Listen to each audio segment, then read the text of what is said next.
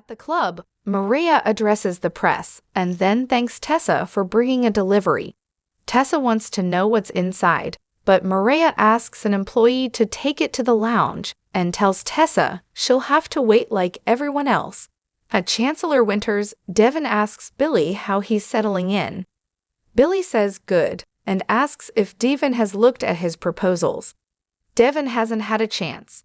Billy notes some have an expiration date. Devon counters they may have to expire then, as he won't be rushed. Abby and Chelsea come in, and Billy hopes Abby can convince Devon to leave the office early. He could use a little fun. Abby says they're going to Sharon's launch party. Chelsea chirps, "Us too," and suggests a double date. Devon isn't quite ready, so Chelsea says they'll meet them there.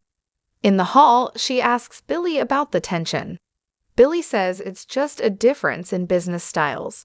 Chelsea urges him to talk it out.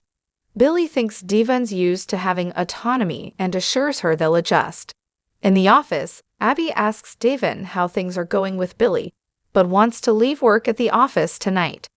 Devon promises she will have his full attention. At the Abbott mansion, Jack zips Diane's dress, and she tells him he looks handsome.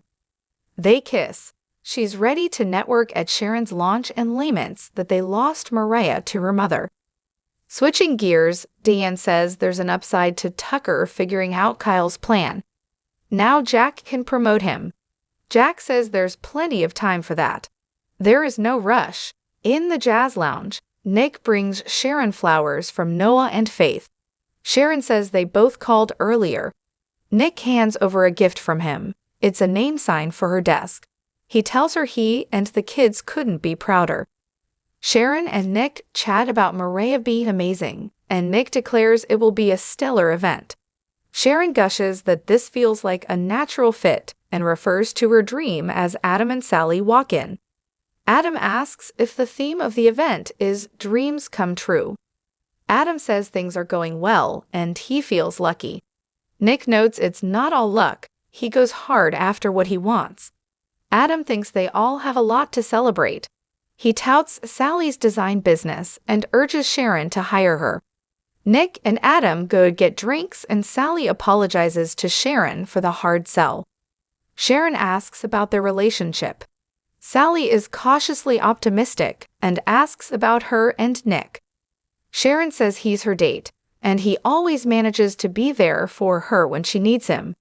Adam hands Sally her champagne, and they discuss the awkwardness with Nick. Sally thinks it will take some getting used to. He didn't seem surprised, nor did Sharon. They kiss. Nearby, Maria hands Sharon a glass of champagne and says she sent Nick to mingle and hyper her up. She explains that she'll signal for a short speech in a little bit. Jack and Diane arrive and tell Sharon how happy they are for her. Diane teases her for stealing Maria, who is hard to replace. Sharon teases, all's fair in business. Maria had to go with her most favorite mogul. At the lounge bar, Billy and Chelsea order. Adam and Sally walk up, and Adam tells Chelsea he was going to call her earlier about Connor's report card. Chelsea says he needs to get used to his new school. Sally says Connor's a great kid. Chelsea replies that he's a big fan of hers.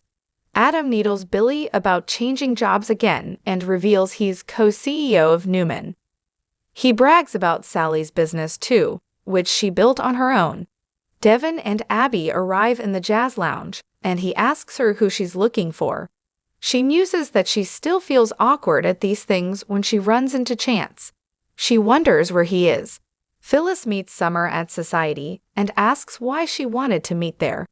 Summer touts the specialty cocktail, but Phyllis is aware that Sharon's launch party is at the club.